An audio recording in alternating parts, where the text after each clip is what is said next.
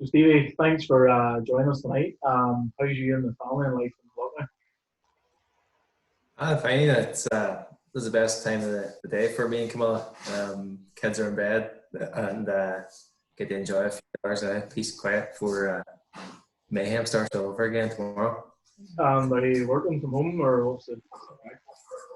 I'm working from home. I haven't been off in terms of work. I've been working from home and then I've been in the office a few times just whenever there's been probably no one else there. So it's been tough working from home, to be honest. It's been kids, but it's been nice being around home as well and seeing them a lot more.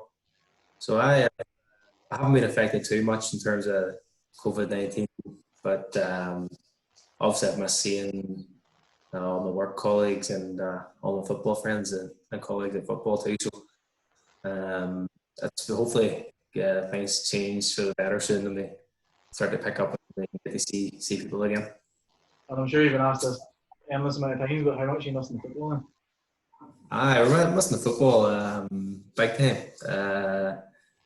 Even I've chatted with my brother as well because I also said I haven't been able to see him and his family. They're up in Belfast, and I think today is the first day where we're allowed now to travel up and see them. So we'll catch up with him and football. Of course, we're missing it. It's a big part of my life. Most people's lives. You know, you just take around to go to training Tuesdays, Thursdays, and play on a Saturday. And okay, although it's been nice in terms of being away from it, you kind of feel out of the game at the minute, and this is what retirement feels like. I'm thinking here. Hopefully that will be coming from like that. And have you been speaking to the men of the boys then? How are they? And what's the crack on? We have been speaking. The WhatsApp's been busy enough, and Diggy keeps us entertained on there. And there's been a bit of banter this week with the Rangers Celtic league title being handed out, so there's been a bit of slagging going on. But no, we've a good bunch, and we had an online quiz and stuff, and there's no points for last in that one. Aye, maybe spinner. And so what's your thoughts on the season? Do you think it's over, or do you think you can play on, or what's your view personally? I don't think so, to be honest. I know that the health and safety of the players is the paramount, and I know that few people who are in the league have been very vocal, like Steve Jeffrey and Kenny Bruce and that are kind of, I know health and safety is the most important thing, and leaning towards the side of me not playing things. But personally, I like to see the league being finished, and I know there's a lot of things in the way at the minute in terms of finances and safety and social distancing, and you know there's so many obstacles to make that happen at the minute.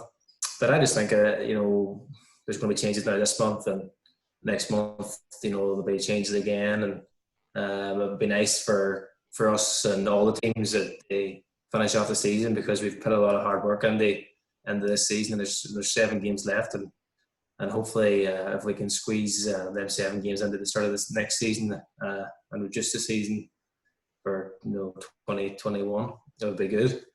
But obviously things like Europe and stuff have a big part to play in all that. So I'm still optimistic, and seeing that the AFA are potentially looking to finish it too. So I hope they finish it. If they don't finish it, I can see why they don't finish it. But we're still probably happy with the position we've got ourselves into. And if things have to be called a day, then at least we've got a trophy in the bag this season, and we're sitting second in the league and stuff. So we hopefully won't be too badly affected as a club. I asked this question to Steve O'Donnell as well. So at the start of the year, if they offered Europe and a trophy, you definitely would have taken it. Oh, of course we would have taken it because last season was poor, and just think I said it earlier in the season as well. Sometimes the season there was a lot of hype. But my first season that I signed, and the club were on a real high. We lost our manager and maybe lost our way a bit. And then last season was the opposite, where the pressure was off us and a trophy then. But now the position we find ourselves in, you probably wouldn't take it. We're in the Irish Cup as well, so No, it's a nice situation to be in terms of position and stuff. It's just unfortunate the way things have worked out, but it's not really that relevant in the grand scheme of things, given what else is going on. And speaking of the highlight of the season, then was obviously the League Cup. Talk us through that night, because the first half, Crusaders probably aced it. We got the penalty, and then the second half, once we scored, it was sort of not easy going, but we sort of just managed the game well. Definitely. I mean, when I think about that game, the first thing I think about is just playing against my brother in a final. I don't know. I never even think about it, and I scored that night. I honestly, it hasn't crossed my mind, or I haven't thought about it, because I don't know, playing against your brother in a final, it's not nice. And it was great from a Korean point of view, obviously, from my point of view too, to win a trophy at Korean, but I don't want to play against my brother in a final again, ever. Didn't like the fact someone had to lose and stuff. But like on the night, it was unreal. We loved the celebrations and fantastic. It was my first trophy for Korean, so look, I really enjoyed it, and the crack after and stuff. But it's hard too during the season to celebrate the final properly, really, because we had massive games coming up, and we responded really well after the final. We went on another really good run. So it's just unfortunate now the way things have turned out, but it's nice to have a medal in the bag as well. Then no one can take that away. Well, if I'm right, that's your medals completed now in the Irish League. That's right. You must be something to be proud of. Definitely. It's nice to have won all the medals, and no one can take them away from me now, but I'd like a few more. And I don't know, it's not something you think about now, but maybe in 10 years' time, it would be something to look back on. It would be nice. And I was going to ask you, chat us through the penalties then. Ben Buckley's been on them all season. Poor fella gets injured, and you've taken them away from him, but though you haven't missed, is it something you've always been comfortable with taking, or what's the key? Not really, to be honest, Johnny. I wouldn't say like I'm confident in the squad or anything like that. And I have missed a couple in my time, but I've definitely scored the best. I think, to be honest, I said this to Ben already. If he was back after probably the first penalty, I probably would have. I'm not saying I would have let him hit it, but the fact that I scored three. I think I'm on him now until I miss him, and then he can take work away. To be honest, I don't really care, to be honest, about hitting him that much. But I'm on a good run at it. But I think, I probably deserve to hit them until I miss. And I would probably say that any of my teammates, if they were on them and they scored 3 in a row, they deserve to stay on them. So, no, I'm more than happy for Ben to take over once I miss. I'm definitely on them for the next wee bit. Aaron Jarvis obviously came in the summer, and you played alongside him in the middle. What's Aaron like? Play with? Good. Better than Stevie O'Donnell. No, I'm only joking, Stevie.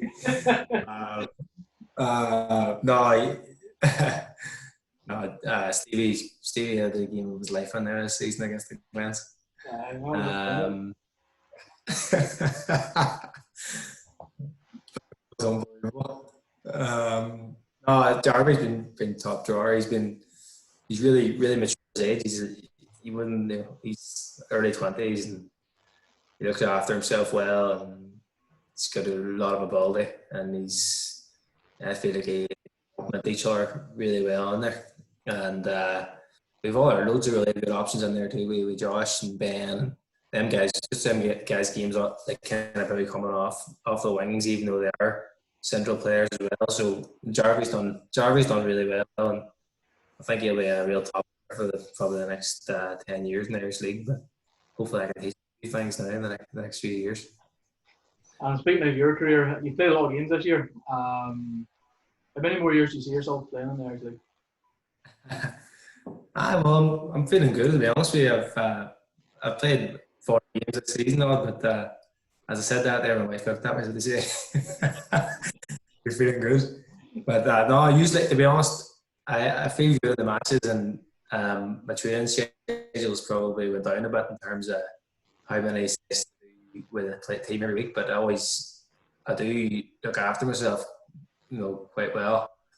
And in terms of continuing to play, I mean, I'm not looking to retire anytime soon. If I played 20 games this season, then maybe I would think about it, or when I start making maybe more sub appearances and stuff like that, or so at the moment I'm feeling good and I feel like I'm contributing well to the team and things like that. So,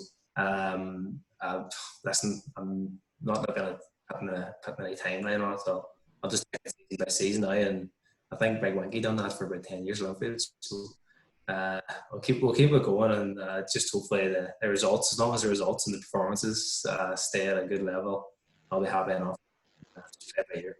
Have you sort of tailored your game in recent years, or has it just always been, you always think you've just been the same player? I've got slower if that's possible.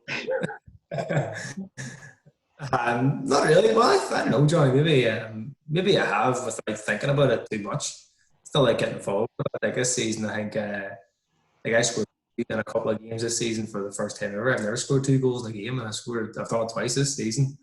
But I think like don't get me wrong, I would get forward as much as I used to, maybe not as box to box, but I think the way it is that there's other players they get in them positions, and I'm the first boy to admit that them guys probably are technically much better than me in front of the goal and stuff. So, and the stats don't lie because they've all chipped in me a good few goals and stuff. So, my game maybe I tackle a bit more and still like to get on the ball and pass it and stuff. So, I'm really enjoying playing on this team at the minute because there's good players to pass the ball to, and we have a really solid defence. And when you're a midfielder, it's nice to have that, and makes you really look like a good player sometimes.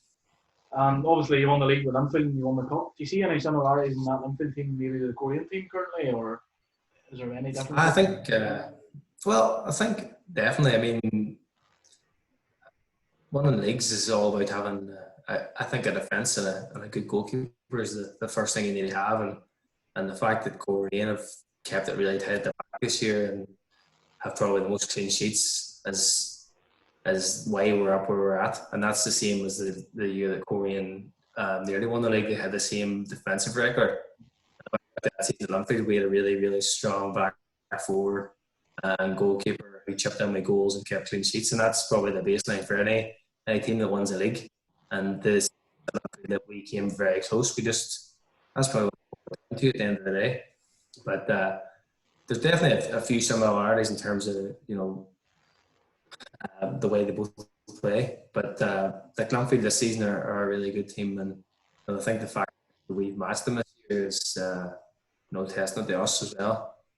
But looking back, we had a really good season, and we managed to win a few trophies that year. So that's the way football goes. Sometimes the year after we ended up having a really, really poor season with the same team. So sometimes it's hard. Talk about your time at Linfield. Playing against Celtic in a Champions League qualifier must be up there. There's a big occasion, playing obviously Battle of Britain, and so to speak, and playing at Celtic. Never thought. There was more at the Linfield Celtic game and the Celtic PSG game in the Champions League in the same year. But it was just different ball game, to be honest. We felt like a professional. The atmosphere was unbelievable. There was 68,000 at the match, and to be fair, we didn't embarrass ourselves, even though we went 1-0 down after 4 minutes or something in the away leg. But just a different league, and what an experience to play against I wouldn't say world class players, but maybe Scott Brown there, Johnny. He's world class. No, I'm only joking. They were a different quality. Couldn't get near them. But it's just a moment they kind of treasure. And obviously, you played against Korean loads of times for Mama Valley and Ballymena and Linfield, but the Irish Cup final in 2017, was that a weird one just because of the magnitude of the game, or was it just simply you won the league, it's just another game, regardless? Was it well, if we hadn't won the league, it would have been massive. Like, I mean, in terms of, for me personally, I would have been really nervous. I wouldn't have won anything at Anfield that date, apart from the County Ireland Shield, and I wouldn't if we hadn't won the league. And I wanted to, at that time, I'm not going to make any bones about it. I wanted to leave Corey in to go and win trophies at Anfield, and if Corey went and won the trophy, before me, then I couldn't really justify the move, and I would have probably thinking to myself, because why did I leave and stuff. But the game itself, we won the league the week before, and we were on a high, and just like on the day, we had a really strong team, and we got beaten the final the year before, and it was meant to be. On the day, to be honest, that's the only time when my time at Anfield, it's probably the easiest game I had against Korean, because we always hated playing against Korean. They always give us a really tough game. They always came to Windsor and knocked it about and give us a really, really tough game. I don't think I had met too many ones against Koreans at my time at Anfield. So that day was maybe a one-off, so to speak. But we were on the crest away. We hadn't been beaten like 3 or 4 months. So you're right. It was just like another game, and we just kept it off and moved on. And do you ever think you'll play with your brother at a football club, or is that obviously you're not going to go to Crusaders? So what's the crack there then? We're both saying Love Valley United. I was about to say that. Is it going to be a sponsor of Love Valley? Aye, well, unless he sends for Korean. Yeah, you might be in the bench then. You might be in the bench then. Sure, he's really said that, hasn't he? I'll be on the bench. I know he said that in the build up to the cup final. But no, I think that's not a lovely player, but that, to be honest, it looks highly unlikely. And we were actually chatting today just about, it's the first time, just about the crews and stuff and how they're getting on. And